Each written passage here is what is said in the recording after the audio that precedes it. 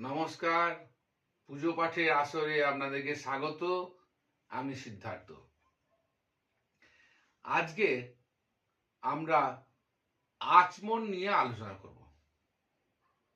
আচমন কিভাবে করতে হয়, সঠিকভাবে আচমন করার পদ্ধতি কি, আর কেনই বা এইভাবে আচমন করতে হবে, তার কারণ কি, এইসব নিয়ে আমরা আজকে আলোচনা করব।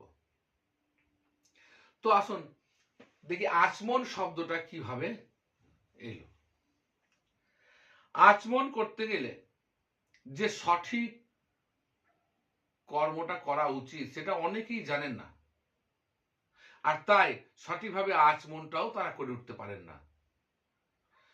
কিভাবে আচমন হবে, কোন পাত্রে আমরা আচমন করব, কোন ধরনের জল নিয়ে আচমন করব, আচমন কি পদ্ধতিতে করব, এইগুলা কিন্তু সঠিকভাবে জানা প্রয়োজন। কারণ পুজো করবার আগেই সর্বপ্রথম যে কাজটা করতে হয় সেটাই হচ্ছে আচমন। তাই শুরুটা তো প্রথম সঠিকভাবে করা উচিত, তাই না? তাই চলুন আচমনটা কিভাবে করতে হবে আমরা জানব। আচমন শব্দটি এসেছে আপূর্বক চম ধাতুর অনট প্রত্যয় করে। আপূর্বক চম ধাতুর অনট প্রত্যয় করে আচমন শব্দটি এসছে।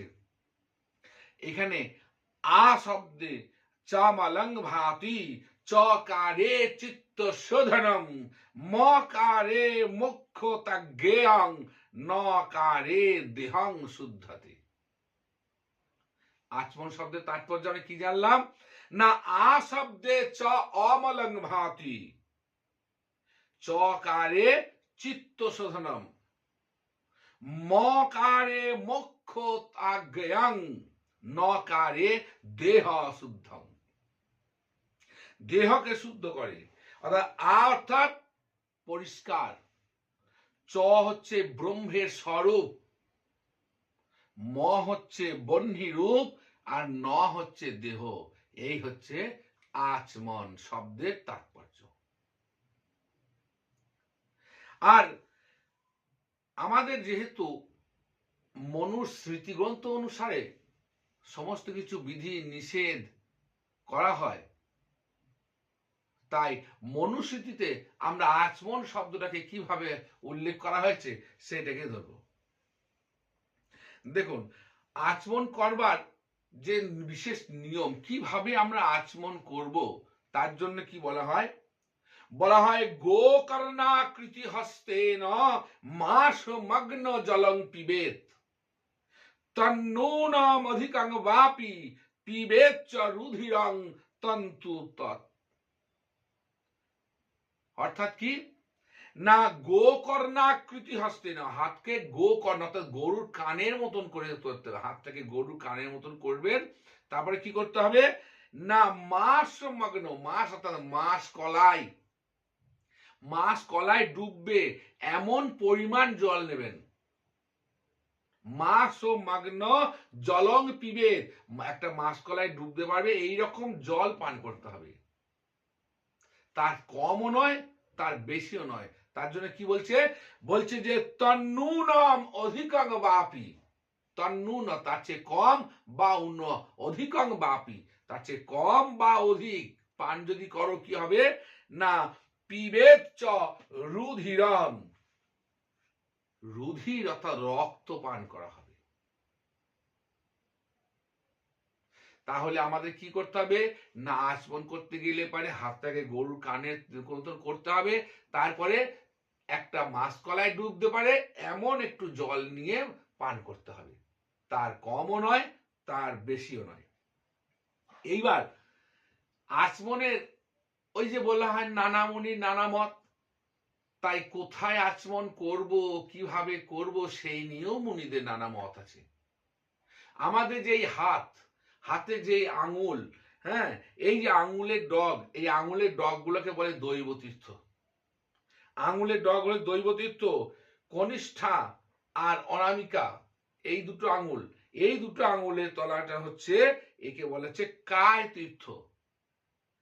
আর অঙ্গুষ্ঠ আর তর্জনী, এই দুটো হাতের মাঝে অর্থাৎ এইখান নিচে এইখানটা হচ্ছে পিতৃতীর্থ। আর বৃদ্ধাঙ্গুষ্ঠ, বৃদ্ধাঙ্গুষ্ঠের মূল দেশ, একে বলা হয় ব্রাহ্মতীর্থ, এবং বলা হয় এই ব্রাহ্মতীর্থেই আচমন করা উচিত। এর প্রমাণে কি বলা হয়? বলা হয় অঙ্গুলাগ্রে তীর্থং দৈবং স্বল্পাঙ্গুলিনা মূলে কায়ম মধ্যে অঙ্গুষ্ঠাঙ্গুল পৈত্রং মূলে অঙ্গুষ্ঠস্য ব্রাহ্মণম। এই ব্রাহ্মতীর্থেতেই আচমন করতে হবে। আবার এই যে ব্রাহ্মতীর্থের অবস্থান, আমি বললাম কি না, বৃদ্ধাঙ্গুষ্ঠীর মূল দেশটা হচ্ছে ব্রাহ্মতীর্থ। এই নিয়েও মুনিদের মধ্যে মতভেদ রয়েছে। কি বলছে মুনিগণ? মার্কেন্ডীয় পুরাণে ব্রাহ্মতীর্থ অনুসারে বলা হয়েছে যে অঙ্গুষ্ঠ উত্তরত রেখা যা পানে দক্ষিণস্য চ এতদ ব্রাহ্মমিতি খ্যাতং তীর্থমাচমনিয়ঙ্গৈ। অঙ্গুষ্ঠ উত্তরত রেখা যা পানে দক্ষিণস্য, অর্থাৎ সব আঙুলের গোড়াতেই হচ্ছে ব্রাহ্মতীর্থ, এবং ওই সব স্থানে আচমন বৈধ। কে বললো? না, মার্কেন্ডীয় পুরাণ। আবার ওই যে মনুস্মৃতির কথা বলেছি, যে মনুস্মৃতি অনুসারে আমাদের সব বিধিবিধান মেনে চলা হয় বেশিরভাগ ক্ষেত্রে, সেই মনুস্মৃতিতে কি বলছে? বলছে অঙ্গুষ্ঠ মূলস্য তলে ব্রাহ্ম তীর্থং প্রচাক্ষতে, অর্থাৎ অঙ্গুষ্ঠ অর্থাৎ বৃদ্ধাঙ্গুষ্ঠের তলে গোড়ায় ব্রাহ্মতীর্থ, আর ওই ব্রাহ্মতীর্থতে জল নিয়ে আচমন করতে হবে। অর্থাৎ এইখানটাতে তোমাকে জল দিতে হবে, নিয়ে আচমন করতে হবে, মাছ কলায় ডুবতে পারে এইরকম পরিমাণ জল নিয়ে। রঘুনন্দন, স্মার্ত রঘুনন্দন, তিনি বলেছেন কি যে আচমন কারা করবে? বলছেন স্ত্রিয়া ত্রয়োদশিকাং তীর্থং শূদ্র জাত তথৈব চ সক্রীদচমনাচ্ছু বিদ্ধিরেতয় এব চ উভয় রীতি এতৎ অনন্তরম ইন্দ্রিয়াদি পর্শনস্তু ব্রাহ্মণাদেব। রঘুনন্দন বলছেন যে স্ত্রী এবং শূদ্রদের বেদ পাঠের অধিকার নাই, তারা ওং না বলে নম বলবে এবং আট ব্রাহ্মণ মন্ত্র পাঠ করবে, তারা শুধুমাত্র শুনবে। তাহলে যে শুদ্ধাঙ্গুলি বিচার হলো আচমন করবার সময়, যে আচমন আমরা করব, সেই আচমনে এবার যে জলটা আমরা নেব, কিসের উপর জলটা নিয়ে আচমন করব, অর্থাৎ আচমনের পাত্র কি হবে, সেই বিষয়েও মতভেদ রয়েছে। কি কি পাত্র নিয়ে আমরা আচমন, যে কোনো একটা পাত্রের গঙ্গা জল নিলাম, নিয়ে আচমন করিলাম, করা যাবে না, উচিত নয়। তাহলে কিসে নিয়ে আচমন করব? না, বলছেন কি না, কাঁসা, পিতল, টিন, লোহা, এই সমস্ত পাত্রে জল নিয়ে আচমন করা যাবে না। কাংসায়েন পাত্রেন ত্রপুষিক পিত্তলই আচান্ত শতকৃত্যপি ন কদাচিৎ শুচির ভবে। অর্থাৎ কাঁসা, পেতল, টিন এই সব এবং লোহার পাত্রে আচমন করা যাবে না। তাহলে আচমন করব কিসে?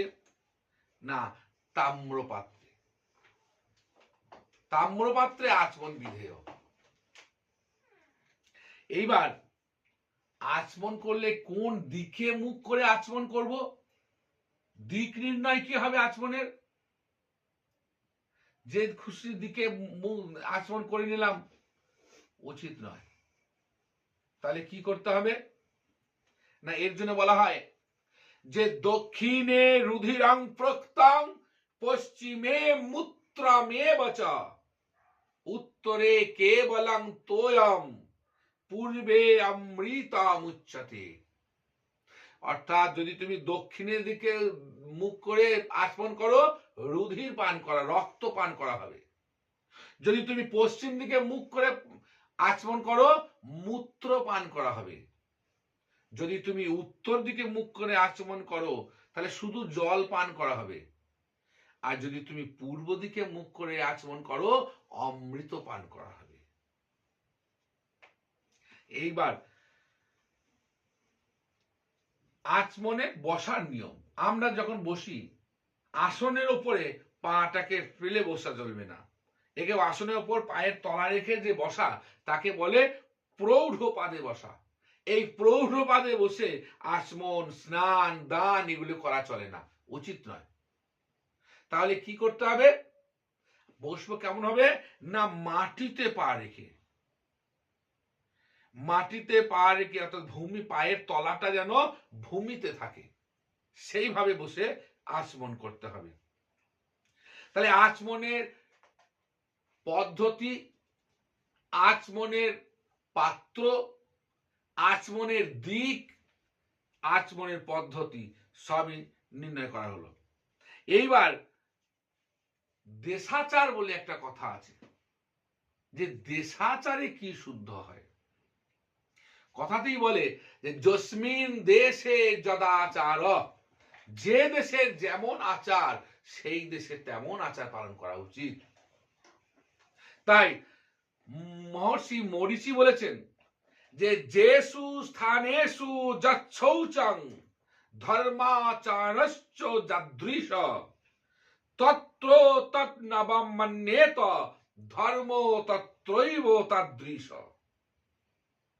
যেসু স্থানেষু, যে দেবা, যেসু স্থানেষু যে দ্বিজা, যেসু স্থানেষু যৎ তোয়ং, যে যা চ যত্রৈব মৃত্তিকা। অর্থাৎ যে দেশের জল, মৃত্তিকা, ব্রাহ্মণ, শৌচ এবং ধর্মাচরণ যে রূপ, সেই দেশে সেই রূপই উচিত, অন্য রূপ করা উচিত নয়। এইবার আচমনের ক্ষেত্রে যে আমরা এই পদ্ধতিগুলো বললাম, যদি আপনি সঠিকভাবে মান্য করতে পারেন, সুষ্ঠুভাবে আচমনটা করতে পারেন, তাহলে কি হবে, প্রথমটাই আপনার সঠিক মান্যতা পেয়ে গেল এবং পরবর্তী ক্রমগুলো দেখবেন সুষ্ঠুভাবে সম্পন্ন হচ্ছে। তাই পুজোর শুরুতেই যে কাজ আচমন, চেষ্টা করুন সেটাকে সঠিকভাবে, সঠিক পদ্ধতিতে করবার। নমস্কার।